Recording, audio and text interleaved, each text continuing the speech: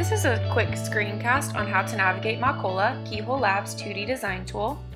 First things first, you're going to want to open up your browser and navigate to mockola.com. The first thing you'll notice is that there is no account or login needed to begin using MockOla. You can, however, still save designs locally to your browser, load previously saved designs, and download your designs as either JSON or PNG files.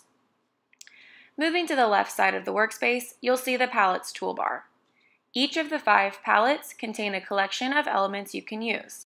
Click to open a palette, select an element, and click, drag, and drop it onto the workspace. You can resize elements and move as needed. If you double-click on an element, you'll see that you can change various properties, including the label, layer, and fill color. You also have the ability to connect 2 elements with a connector line. Come up to the top toolbar and select this icon. You can drag the connector line to connect any 2 elements. Just like the elements, if you double-click on the connector line, you can change its properties and add arrows. You can also upload images and add them into your designs. Go to the top toolbar and click on the camera icon.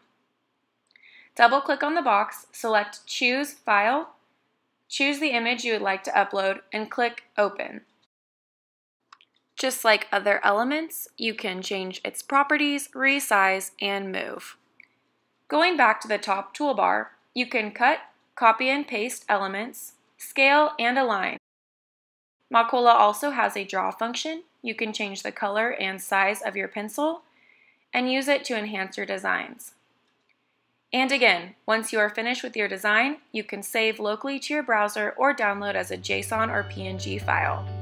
And that's the rundown of MockOla's features. We hope you enjoy using the tool.